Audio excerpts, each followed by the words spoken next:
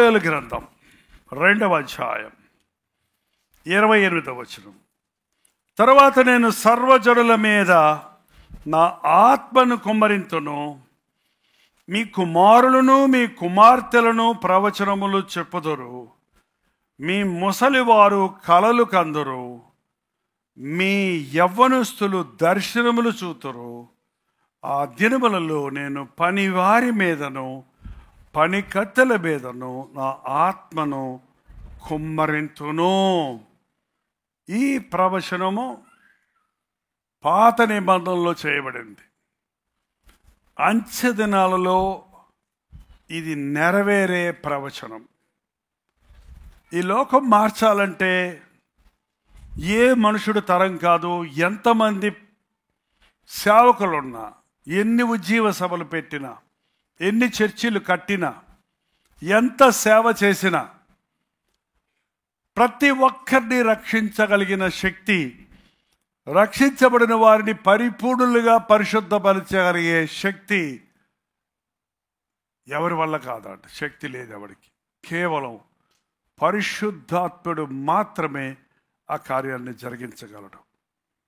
అందుకనే ప్రభు ఈ అంచె దినాలలో ఇక రాకడ సమీపమైంది కాబట్టి ఈ అంచె దినాలలో ప్రభు అన్నాడు, నేను సర్వజనుల మీద, అంటే సర్వజనులు అంటే, ఎందుకంటే కొన్ని చదివేస్తుంటాం, మనం వాటిని అర్థం చేసుకోం.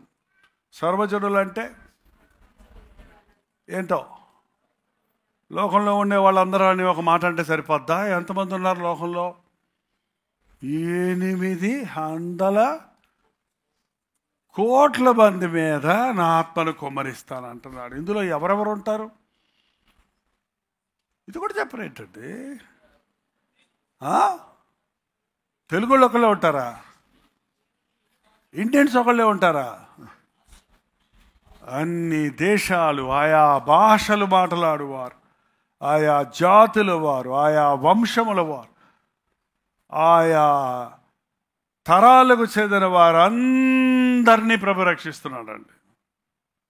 ఒక్కసారి ప్రకటన గ్రంథం 5వ అధ్యాయం తీయండి. ప్రకటన గ్రంథం 5వ అధ్యాయం 9 నుంచి చదువు. ఆ పెద్దలు, నీవు గ్రంథము తీసుకొని ముద్ర విప్పుటకు యోగ్యుడవు, నీవు వధించబడిన వాడవై నీ రక్తమిచ్చి, గమనించండి, ప్రతి వంశములోను ఆయా భాషలు మాట్లాడు వారిలోను, ప్రతి ప్రజలోను, ప్రతి జనములోను దేవుని కొరకు మనుష్యులను కొని మా దేవునికి వారిని ఒక రాజ్యముగా యాజకులుగాను చేసిటివి గనుక వారు భూలోకమందు ఏలుదురని కొత్త పాట పాడుదురు. ఆయా భాషలు మాట్లాడేవారు, ఆయా వంశముల వారు, ఆయా ప్రతి ప్రజ, ప్రతి జనము, ఏంటండి, ఎన్ని రకాల జాతులు, ఎన్ని రకాల వ్యక్తులు ప్రపంచంలో ఉన్నారో చూడండి. తెల్లవారు, నల్లవారు, ఎర్రవారు, పసుపువారు, పొట్టివారు, పొడుగువారు, అందరినీ సృష్టించిన సృష్టికర్త, ఏ ఒక్కడూ నశించకూడదన్న సృష్టికర్త, ఆయన రాకడకు ముందు ఇంకా సువార్త వినని వారందరూ ఎన్ని అవకాశాలు ఇచ్చినా ఈ పాస్టర్లు సేవ చేయటం లేదే. ఇంటింట సువార్త చెప్పమంటే కొద్ది జిల్లేతి కవర్ చేశారే. పుస్తకాలు, వాంగ్మయ పరిచర్య ఇచ్చి పుస్తకాలు, కరపత్రాలు పంచిపెట్టమంటే రీచ్ అవ్వలేకపోయారే.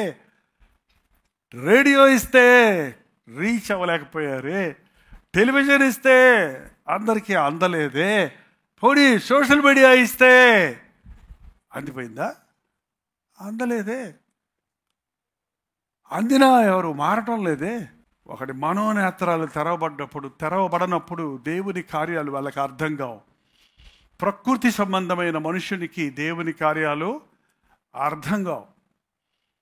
పుట్టక నుంచి అంధుడుగా ఉన్నవానికి రంగుల గురించి మీరు ఎంత చెప్పినా అర్థం కాదండి. ఒకసారి కళ్ళుండిపోతే వాళ్ళకి ఊహ ఉంటుంది కానీ ఎప్పుడూ కళ్ళు తెరవకుండా చీకటినే చూస్తున్నవాడికి ఎరుపు రంగు, తెలుపు రంగు అంటే వాడికి ఏమైనా అర్థమవుద్దా? అర్థం కాదు. అంతే. ఎంత చెప్పినా సాతాను ఈ యుగ సంబంధమైన వారి మనోనేత్రాలకు ఏం చేసింది? అది గుడ్డితనం కలుగు చేసింది. కాబట్టి క్రీస్తులో ఉన్న సౌందర్యం, దేవుని ప్రణాళికలు వారికి అర్థం కావు. పరిశుద్ధాత్ముడు చేసే పని ఏంటంటే మూయబడిన కళ్ళు తెరుస్తాడు. యోధా మతంలో పెద్ద ప్రతిష్ఠుడు, ప్రాముఖ్యం పొందిన పరిచయుడు, ధర్మశాస్త్రం బాగా ఎరిగినవాడు ఎవరండి ఆయన? సౌలు. కానీ ఆయన ఏం చేస్తున్నాడు? యేసు ప్రభు నామములో ప్రార్థన చేసే వాళ్ళందరినీ ఏం చేస్తున్నాడు ఆయన? మా యోధా మతమే గొప్పది, యేసు ప్రభు ఎక్కడి నుంచి వచ్చాడు? వాళ్ళని చెదరగొట్టి, వాళ్ళని ప్రార్థన చేసుకోకుండా వాళ్ళని జుత్తు పట్టుకొని లాక్కొచ్చి వాళ్ళని చంపడానికి కూడా పర్మిషన్స్ తీసుకోవడానికి వెళ్తుంటే దమస్కు రోడ్డులో దేవుడు అతని కన్నులు తెరిచాడు. మిట్ట మధ్యాహ్నం మహాప్రకాశం అంట. మిట్ట మధ్యాహ్నం ఎంత ఉంటుందో చెప్పండి, ఎంత బ్రైట్గా ఉంటుంది? మిట్ట మధ్యాహ్నంలో ఎన్ని లైట్లు వేసినా అది లైట్లు కనపడతాయా? సూర్యరశ్మి వెలుగు ఎక్కువ ఉంటుందా? ఆ మిట్ట మధ్యాహ్నం నాడు మహాప్రకాశం చూశాడంటే సూర్యుడి కంటే వెలుగులో ఉన్న క్రీస్తు యొక్క దృశ్యాన్ని చూశాడు. ఎవరు ప్రభువా నీవని అడిగితే, నేను నీవు హింసించుచున్నా యేసుని అన్నప్పుడు కింద పడ్డాడు. ప్రభు నన్నేం చేయమంటావు అన్నాడు. కళ్ళు తెరవబడ్డాయి. 3 రోజులు కళ్ళు తెరవలేకపోయాడు, అన్నపానములు పుచ్చుకోలేదు. 3వ రోజు అననీయ వచ్చి ప్రార్థన చేసినప్పుడు కళ్ళల్లో నుంచి పొరలో రాలిపోయినాయి అంట. అప్పటిదాకా అతని కన్నులకి అవిశ్వాసపు మనోనేత్రాలు గుడ్డితనం కలుగు చేసింది సాతాను. ఆ 3 రోజులు బాహ్య నేత్రాలు మూసుకున్నాడు, కానీ మనోనేత్రాలు తెరవబడ్డాయి. ఆ 3 రోజులు యేసుక్రీస్తు రక్షకుడి శక్తిని, ఆయన పునరుద్ధానాన్ని, ఆయన బలమును, ఆయన ప్రేమను అవన్నీ గ్రహించుకోగలిగాడు అతను. కళ్ళు తెరిచేటప్పటికి ఆ సువార్త కోసమే బ్రతకటం, ఆ క్రీస్తు కోసమే బ్రతుకుతాడని తీర్మానించుకున్నాడు. పరిశుద్ధాత్ముడి కార్యాలు అంత అద్భుతంగా ఉంటాయి. అది ఈ అంచె దినాల్లో జరిగిస్తానంటున్నాడు. ఈ మనిషి మారడు, ఇటువంటి పరిస్థితి, ఇటువంటి వారు మారరు, ఈ జాతి వారు మారరు, ఈ భాష వారు మారరు అనే మాట మనమంటామేమో, కానీ దేవునికి అసాధ్యమైంది ఏది? పరిశుద్ధాత్మను కుమ్మరించినప్పుడు పశ్చాత్తాపం కలుగుతుంది. మీ కుమారులు, మీ కుమార్తెలు ప్రవచనములు చెప్పుదురు. ఎవరండి వాళ్ళు? ఎంతమంది కుమారులు కుమార్తెలు ఉన్నారో చేయి చూపించండి. హల్లెలూయా. దింపకండి ఉండండి. మీ కుమారులకు బైకులు, మీ కుమార్తెలకు సెల్ ఫోన్లు కొనిచ్చేదారు. అవునా? మీ బిడ్డలకు బైబిల్ కొనిచ్చారా? ఎల్కేజీలో ఉన్నప్పుడే మీ బిడ్డలకు బైబిల్ కొనివ్వండి. మీ బిడ్డలు దేవుని సన్నిధి తీసుకురండి, దేవుని మాటలు విననివ్వండి. టామ్ అండ్ జెర్రీ కాదు అంటే ఎత్తుకు పై ఎత్తులు ఎలా వేయాలని చెప్పేది ఆ పిల్లలకు నేర్పించేది. సాతాను తంత్రాలు ఎదిరించేవారిగా మన పిల్లలు ఉండాలంటే దేవుని చేతుల్లో పెట్టాలి. నా బిడ్డను అభిషేకించని ఎంతమంది మీరు ప్రభు సన్నిధికి మీ బిడ్డలను తీసుకొచ్చారు? మీ బిడ్డలను దేవుని బలిపీఠం దగ్గర తీసుకొస్తే వాళ్ళు దేవునికి తెలుసు, కానీ వాళ్ళని ముందు పెట్టినప్పుడు దేవుని కన్ను దృష్టి ఆ బిడ్డ మీద ఉంటుంది, తన చిత్తము తెలియజేస్తారు. చిన్న పిల్లలప్పటి నుంచే మన బిడ్డలు ప్రవచించాలి. దేవుని మాటలు వారి నోట రావాలి, దేవుని పాటలు వారి నోట రావాలి. వారు మాట్లాడితే ఆ మాటలు దేవుని మాటలుగా ఉంటాయండి. అటువంటి ఆశీర్వాదం నా బిడ్డలు పొందాలని మనం మొరపెట్టుకోవాలి. మీ ముసలివారు కలలు కాంతరు. ముసలివారు ఏరి ఎప్పుడు ముసలోడు అంటాడు ఒకడిని, ఎప్పుడు ముసలమ్మ అంటారు ఒకడిని. ప్రభుత్వమే సీనియర్ సిటిజన్ అంటే 62 అని మార్చేశారుగా. 50 ఎందుకు రిటైర్ అంటే 60 అన్నారు, ఇప్పుడు 62 అయిపోయింది. ఇప్పుడు ఇంకా కొన్ని దేశాల్లో సీనియర్ సిటిజన్ అంటే 72 తర్వాతే సీనియర్ సిటిజన్ అంట. అంతవరకు వాళ్ళు మనకు మందులు మాకలు ఉన్నాయి కాబట్టి మన వయసు పెరుగుతుంది, రోగాలు ఉన్నా కూడా ముక్కుతూనో ములుగుతూనో ఎటోగలాగా కళ్ళు పోతే కళ్ళజోడు కట్టుకోవటం, పళ్ళు పోతే పళ్ళు కట్టించుకోవటం, చెవులు అనకపోతే బ్యాటరీ పెట్టుకోవటం,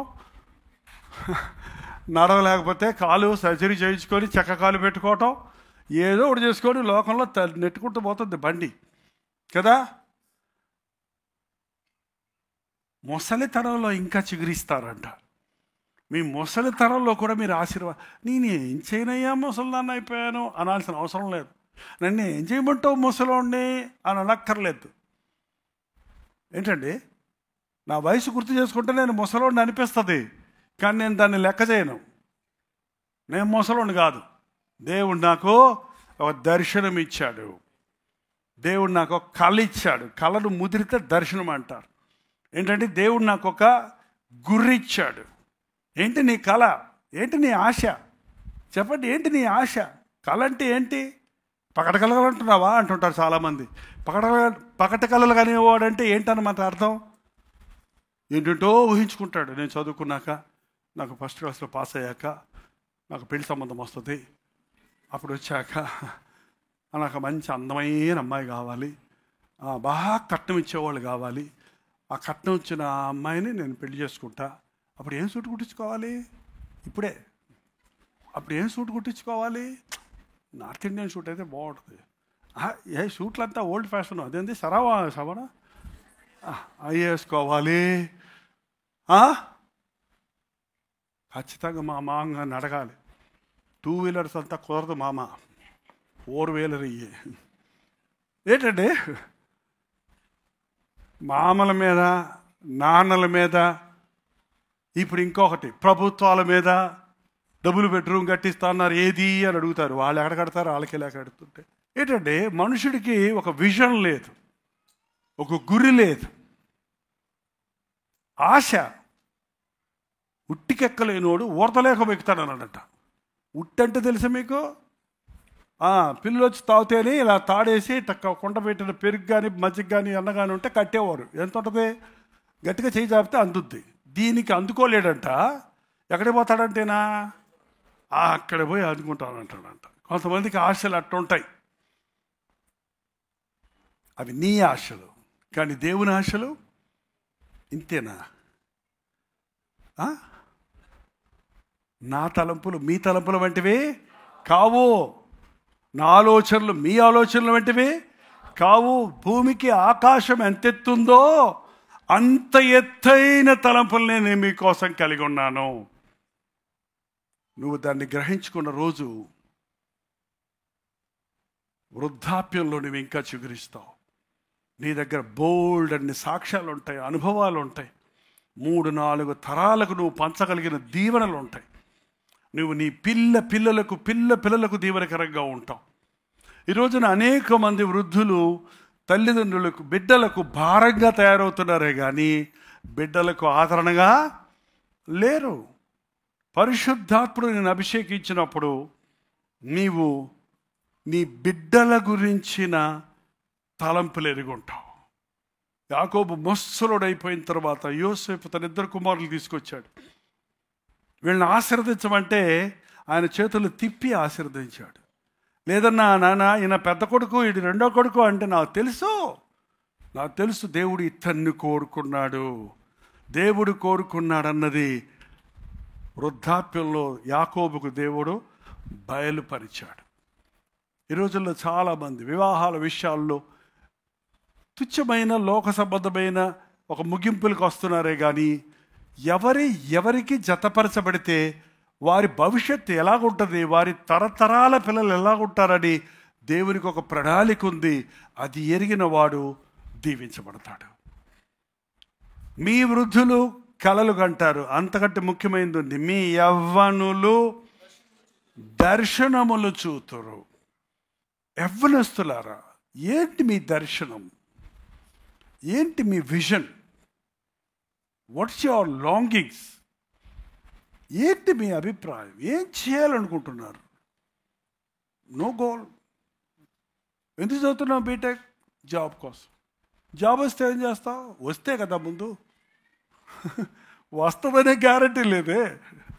ఏంటండి, ఇవాళ ఎంతోమంది పోస్ట్ గ్రాడ్యుయేషన్ చేశారు, జాబ్ లేదు. జాబ్ లేకపోతే దేవుడి తలంపేదో ఎరుగు, దేవుని ప్రణాళిక ఏదో ఎరుగు. అమెరికా వెళ్ళారు భక్సింగ్ గారు అనే దైవజనుడు చదువుకోవడానికి ఇంజనీరింగ్ చదివి గ్రాడ్యుయేట్ అయ్యి అక్కడి నుంచి ఇండియాకి తిరిగి వచ్చేటప్పుడు, ఇంజనీరింగ్ చదివాను ప్రభా, ఇండియాలో పోయి ఏం చేయమంటావు, ఎక్కడ ఉద్యోగం చేయమంటావు అని అడిగితే ప్రభు చెప్పాడంట, నా సేవ చెయ్యి అన్నాడంట. ఇంజనీరింగ్ చదివింది నీ సేవ చేయడానికి, కానీ థియలాజికల్ కాలేజ్ చదివి ఉండేవాడిని కదా కావాలంటే. ఏంటంటే నా మాటకు లోబడమంటే ఆయన లోబడ్డాడు. ఆయన దేవుని సేవ చేస్తే ఎన్ని లక్షల మందికి ఆశీర్వాదకరంగా మారాడో తెలుసా. ఒక ఇంజనీర్ ఏం చేస్తాడంటే జీవితంలో సాధించింది ఏంటి? ఎన్ని బిల్డింగులు కట్టారు అని అడిగితే, కట్టారండి ఒక 100 బిల్డింగులు. ఎన్ని బిల్డింగులు నిలబడి ఉన్నాయి? ఒకటి కూడా లేదండి. ఇప్పుడు బ్రిడ్జిలు కడుతున్నారు, రెండో రోజు ఊడిపోతున్నాయి. దేవుడు మన జీవితంలో ఒకటి కోరుకుంటున్నప్పుడు, ఎండిపోయిన జీవితాన్ని నీ వలన సస్యశ్యామలం చేయాలనుకుంటున్నాడు. నువ్వు ఒక ఇంజనీర్ అయితే, లోకరీతిగా చెప్పటం కాదు.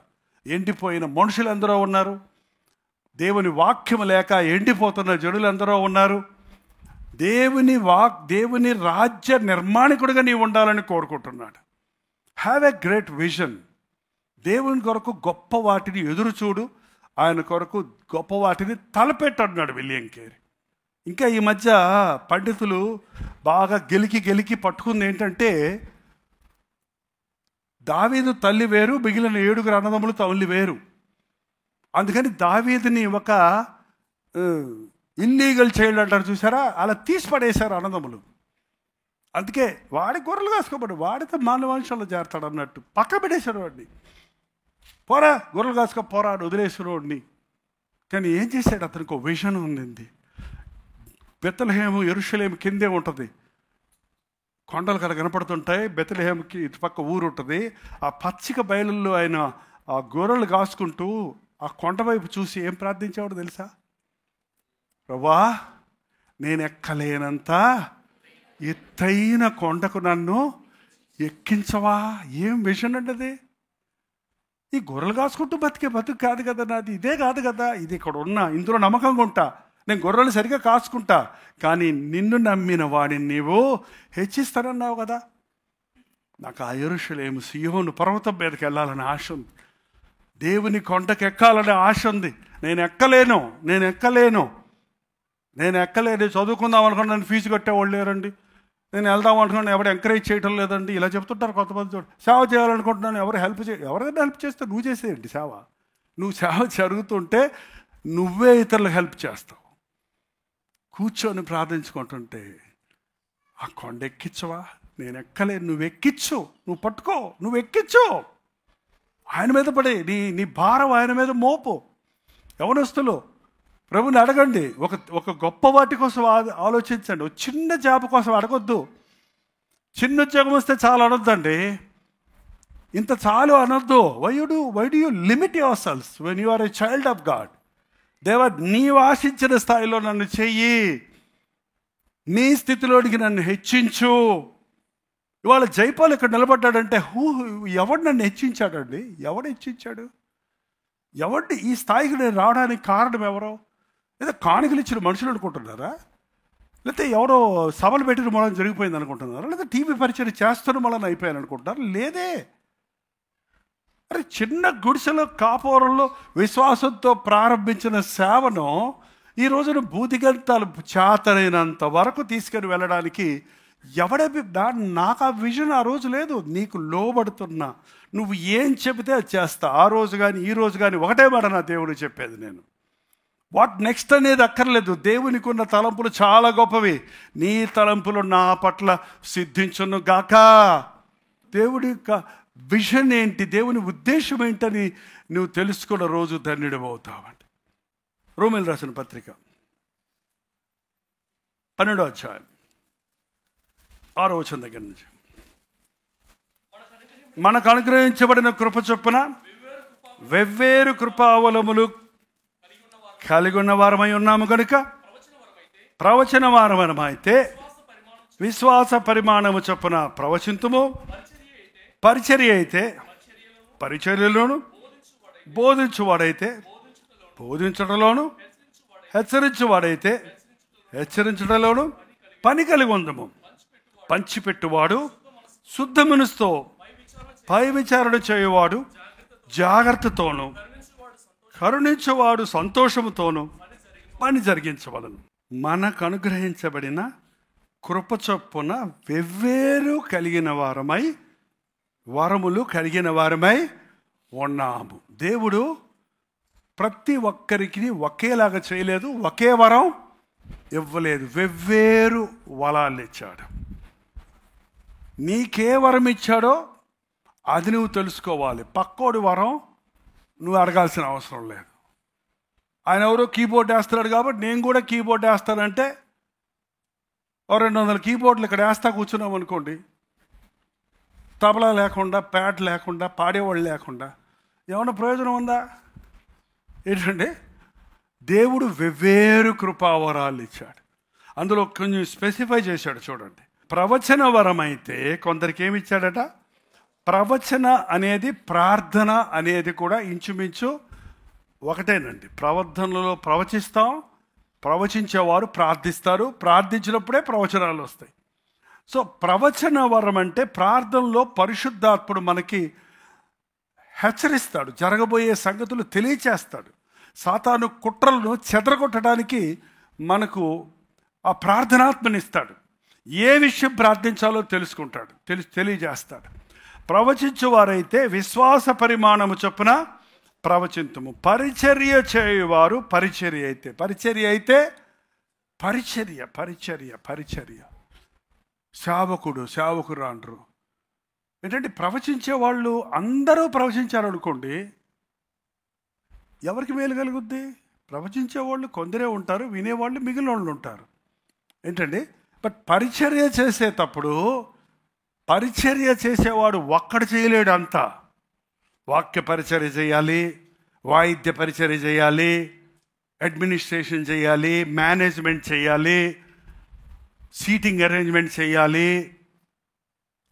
ఏంటండి వాలంటీర్స్ పరిచర్య చేయాలి, రిసీవింగ్ పరిచర్య చేయాలి.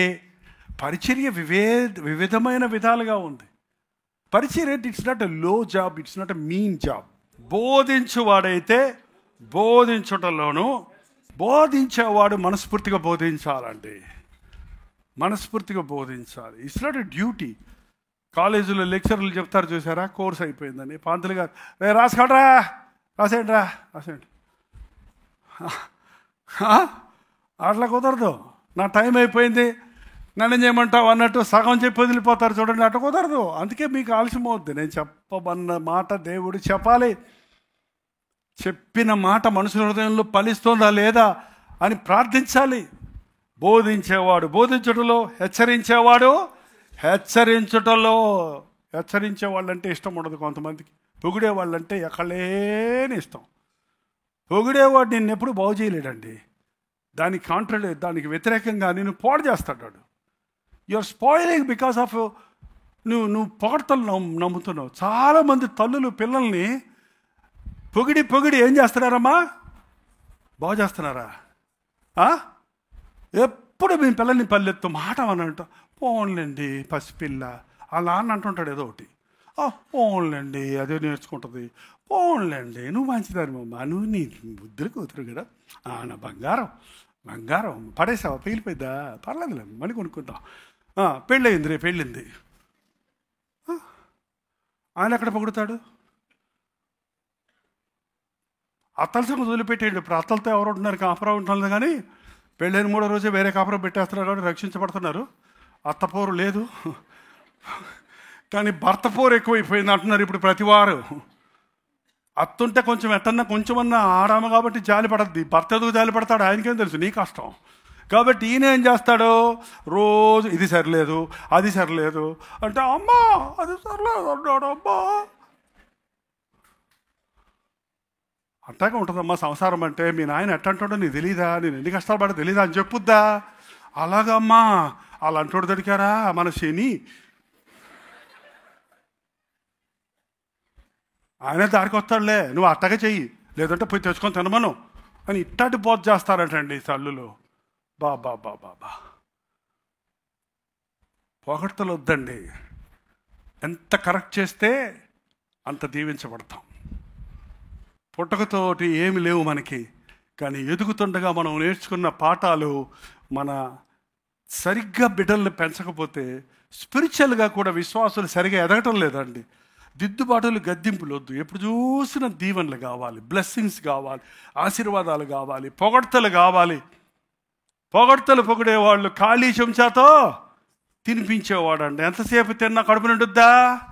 భలే ఉందమ్మా, తిను, బాగుందా, ఇంకోటి తిను, ఇంకొక స్పూన్, ఇంకొక స్పూన్ ఉండు, ఏమొస్తుంది చివరికి? పొట్టంతా నిండుద్ది. దేంతో? గ్యాస్. జీవితంలో ఏం సాధించలేరు. హెచ్చరించువాడు మోమాటం పడకూడదు. వాడు బాధపడతారేమో. పౌలు గారు హెచ్చరించేవాడు, దుఃఖపెట్టేవాడు, మళ్ళీ బాధపడేవాడు ఆయనే. మీరు అనుకుంటారేమో గద్దించడం అనేది సులభమైనదని. గద్దించినప్పుడు, ప్రేమతో గద్దించినప్పుడు, గద్దించిన వ్యక్తి కంటే గద్దించిన వ్యక్తి ఎక్కువ బాధపడతాడండి, మనస్సాక్షి ఉన్న వ్యక్తి. పిల్లల్ని మీరు కొడతారమ్మా కోపం వచ్చినప్పుడు. కొట్టాక మీరెక్కువ వాళ్ళకి ఒళ్ళు నొప్పి పడుద్ది. మీకేం నొప్పి పడుద్ది చెప్పు? మీ మనసులో అనవసరంగా బిడ్డని కొట్టుకున్నానే ప్రేమ. కొట్టకపోతే, శిక్షించకపోతే బిడ్డలు దారికి రారు. సో అది బాధ కలిగిన హెచ్చరించువాడు హెచ్చరించాలి. పంచిపెట్టువాడు శుద్ధ మనసుతో పంచిపెట్టాలి. పంచిపెట్టే పని సులభం అనుకున్నారా? పంచిపెట్టేవాడు, బావమరిది ఇదిగో స్థలాలు నాకు ఇచ్చారు, సంతకం పెడతాను, నీకు వచ్చేయండి. అలా వచ్చేటప్పుడు వదిన్ని, తమ్ముడిని, చెల్లెల్ని వాళ్ళకు కూడా తీసుకొచ్చే. మొత్తం నీకు మనకే డబుల్ బెడ్రూమ్లు గ్యారంటీ అయినాయి ఆ గవర్నమెంట్. నేనే కదా దానికి ఇన్ఛార్జ్. నీకెందుకులే ఆధార్ కార్డులు లేవా? లేకపోతే ఏదో కొంత క్రియేట్ చేసి తీసుకురా. నీకు తెలుసు కదా ఎట్లా చేయాలో. ఆధార్ కార్డులో ఫోటో తీసేసి వేరే ఫోటో అంటించి పట్టుకొచ్చేస్తారంటే ఇప్పుడు. రేపు ప్రతి షార్ట్ కట్ ఉంది ఈ రోజుల్లో. ఏంటంటే శుద్ధ మనసు ఉండాలి, పక్షపాతం ఉండకూడదు. మన వాళ్ళని ఒకటి, కొత్త వాళ్ళని ఒకటి, పాత వాళ్ళని ఒకటి కాదు. పరిశుద్ధాత్ముడు ఆ జ్ఞానాన్ని ఇస్తాడు. పై విచారణ చేయవాడు జాగ్రత్తగా చెయ్యాలి. సూపర్వైజింగ్ చేసేవాళ్ళు, పై విచారణ చేయువాడు, ఓవర్సీయర్స్, ఎక్కడేం జరుగుతుంది, మందిరంలో ఎక్కడలా జరుగుతుంది, సేవలో ఎక్కడే కొరతుంది, ఏ వ్యక్తి జీవితం ఎట్లా ఉంది అని పరిశీలించేవాడు ఎలా చేయాలట? ఆడియుడు చెప్పిన మాట విన్నావా? నువ్వు తప్పుడు అడుగు వేస్తావు. నువ్వు చూడాలి. సీయర్ అంటేనే ఏంటి అర్థం? నువ్వు చూడాలి. ఎవడో నువ్వు అడిగి చెప్తే వాడు ఇష్టం వచ్చినట్టు చెప్తాడు. అలా తప్పుడు సాక్ష్యాలు విని అనవసరంగా దోషులమైన పరిస్థితి నా జీవితంలో 1-2 అనుభవాలు ఉన్నాయి. నేను ఎవరి మాట పట్టించుకోండి. నా అంతటి నేను పరిశీలిస్తే కానీ ఎవరిని తీర్పు తీర్చను, ఎవరిని గద్దించను, ఎవరిని ఏ విషయంలో హెచ్చరించను. ఎందుకంటే జాగ్రత్తగా చేయాలి. ఒక నిర్దోషిని, మన ఏదో చెప్తుంటారు దేశంలో, ఒక నిర్దోషి శిక్షించబడకూడదంట, చేసేదే అది. ప్రపంచంలో ఒక దోషిని వదిలిపెట్టకూడదంట, జరిగేదే అది. కానీ దేవుని విషయాలు వచ్చేటప్పటికి జాగ్రత్తగా ఉండాలి. కరుణించేవాడు సంతోషముతో పని జరిగించాలి. హల్లెలూయా. గొర్రెలు రాసిన మొదటి పత్రిక 12వ అధ్యాయం 4వ వచనం దగ్గర నుండి, కృపావరములు నానా విధములుగా ఉన్నవి కానీ ఆత్మ ఒక్కడే, మరియు పరిచర్యలు నానా విధములుగా ఉన్నవి కానీ ప్రభు ఒక్కడే. నానా విధములైన కార్యములు కలవు కానీ అందరిలోనూ అన్నిటినీ జరిగించువాడు ఒక్కడే. ఆయనను అందరి ప్రయోజనం కొరకు ప్రతి వానికి ఆత్మ ప్రత్యక్షత అనుగ్రహించబడి ఉన్నది.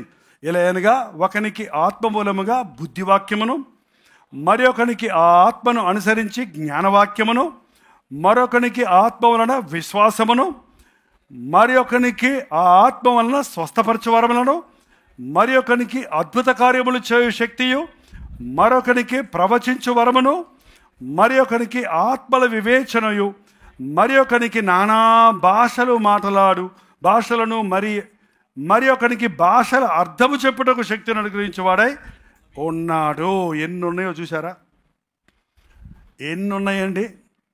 బుద్ధివాక్యము, జ్ఞానవాక్యము, ప్రవచన వరము, స్వస్థత వరము, విశ్వాసము, భాషలకు అర్థం చెప్పగలిగిన ట్రాన్స్లేషన్ చేయటం అనేది ఈజీ పని కాదు. ట్రాన్స్లేటరు వాక్యం విన్నాక అది ఆయన అర్థం చేసుకొని అది ఇంకొక భాషలోనికి మనసులో చిత్తపరుచుకొని దాన్ని చెప్పాలి. అందరి చేత కాదు, అది అందరి చేత కాదు. It's double job. చెప్పేవాడికి ఒకటే పని, ట్రాన్స్లేట్ చేసేవాళ్ళు వినాలి, గ్రహించుకోవాలి, వేరే భాషలో దాన్ని చెప్పి తిరిగి చెప్పాలి. సో అదొక వరం, దేవుడిచ్చిన వరాలు. నానా విధములైన భాషలు, వాళ్ళ భాషలకు అర్థం చెప్పేవాడు, అన్నిటినీ చేసేది ఒక్కడే. ఏ పని చేసినా మనందరినీ నడిపించేవాడు ఒక్కడే. జీతం ఇచ్చేవాడు ఒక్కడే. గేడు దగ్గర ఉన్నోడికి, బలిపీఠం దగ్గర ఉన్నోడికి జీతం ఇచ్చేవాడు ఒక్కడే. ఏది మెయిన్ జాబు, ఏది మీన్ జాబ్ అనొద్దు. దేవుని దృష్టిలో ప్రతి ఒక్కటి పరిశుద్ధాత్మ ద్వారా ఇవ్వబడినదే. ఆయన ఆత్మ ద్వారా అభిషేకించబడిన వారు ఆయా పనుల్లో నమ్మకస్తులుగా ఉన్నప్పుడు దేవుడు ఎవరికి ఏది ఇస్తాడో అది ఆయన అందరికీ ఇస్తాడండి. లేచి నిలబడండి, ప్రార్థన చేసుకుందాం. మీరే మాట్లాడండి దేవునితో. దేవుడు నిన్ను కోరుకోలేదా? దేవుడు నీకు వరములు ఇవ్వలేదా? దేవుడు నీకు దర్శనాలు ఇవ్వలేదా? దేవుడు నీకు ఆశ పెట్టలేదా? దేవుడి కొరకు బ్రతకాలని తీర్మానం నువ్వు చేయలేదా? దేవుడి పనిలో నువ్వు పాలిభాగస్తుడిగా లేవా? నమ్మకస్తుడిగా ఉన్నావా? విశ్వాసాన్ని కాపాడుకుంటున్నావా? నా పనిలో నేను నమ్మకస్తుడిగా ఉండడానికి సహాయం చేయ్యా. నా పనిలో నేను జాగ్రత్తగా ఉండడానికి సహాయం చేయ్యా.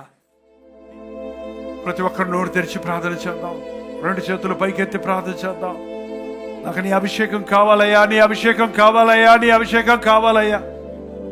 ఏం ప్రార్థన చేయాలో మనకి తెలియపోయిన పర్వాలేదు, ఒకటే మాట, నీ అభిషేకం నాకు కావాలయ్యా. ఆనాడు పేతురు యోహానుల మీదకు దిగి వచ్చిన, అపోస్తలుల మీదకు దిగి వచ్చిన ఆ పరిశుద్ధాత్మ శక్తి నాకు కావాలయ్యా. ఆ వాక్ శక్తి నాకు కావాలయ్యా. ఆ పై నుండి వచ్చిన శక్తి కావాలయ్యా. పాపాన్ని జయించే శక్తి నాకు కావాలయ్యా. లోకాన్ని త్యజించే శక్తి నాకు కావాలయ్యా. సైతాన్ని తరిమి కొట్టగలిగిన అధికారం నాకు కావాలయ్యా. సాతాను బతకములలో ఉన్న వారిని విడిపించగలిగిన శక్తి నాకు కావాలయ్యా. నీ నామములో ఉన్న శక్తిని లోకానికి చూపించగలిగిన శక్తి నాకు కావాలయ్యా. నీ చేతుల్లో నేను వాడబడాలయ్యా. నీ కొరకు నేను బ్రతకాలయ్యా. నీ సాక్షిగా నేను ఉండాలయ్యా. నాలో ఉన్న బలహీనతల నుంచి ఈ రోజు నాకు విడుదల దయచేయి. నాలో ఉన్న అపరిశుద్ధత నుంచి నన్ను ఈ రోజున పరిశుద్ధపరిచేయ. నీ అగ్నితో కాల్చి నన్ను నూతన పరిశుభ్ర నాయన. నీ ఆత్మ నింపుదల నాకు దయచేయ నాయన. ఒకే ఆత్మ నుండి వివిధమైన తలాంతులు, వివిధమైన వరాలు ఇచ్చినట్లుగా నాకే వరం ఇచ్చావో దానిని పట్టుకోవడానికి సహాయం చేయ. అది నా పట్ల నీ చిత్తములో నెరవేరుటకు సహాయం చేయ. నోరు తెరిచి ప్రతి ఒక్కరు ప్రార్థన చేద్దామని. పరిశుద్ధుడా, ప్రేమగల తండ్రి, ఒక్కసారి మా మధ్యకు రా నాయన. పెంతెకోస్తు దినమందు నీ శిష్యులను అభిషేకించినట్లు ఈరోజు మమ్మల్ని అభిషేకించవా? ఇక్కడ నిలబడిన ప్రతి ఒక్కరిని నీ వెరుగుతావు కదా. నిన్ను ప్రేమించేవారు కదా. నీ మాట వినాలని నిన్ను వెతుకుతూ వచ్చిన వారే కదా. నీ ఎరుకలో ఉన్నవారే కదా. నీవు ఏర్పరచుకున్న వారే కదయ్యా. మా హృదయాలు తెరుస్తుండగా మా హృదయాల్లోనికి రానాయన. నీ ఆత్మతమో నింపినాయన.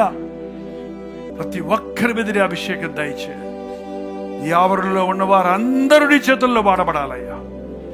మీరందరి పట్ల నీ ప్రణాళికలు ఉండవన్నది స్పష్టీకరించినందుకే వందనములయ్యా. ఒక్కొక్కరికి వారి విషయంలో నీ చిత్తం అన్నది స్పష్టంగా తెలుసుకున్నట్లుగా నీ పరిశుద్ధాత్మ కార్యాలు కొనసాగించున్నాయి. అప్పచెప్పిన పనులు నమ్మకంగా చేసుకుంటూ పోవడానికి, నిరాకడ వరకు నమ్మకస్తులు ఉండడానికి,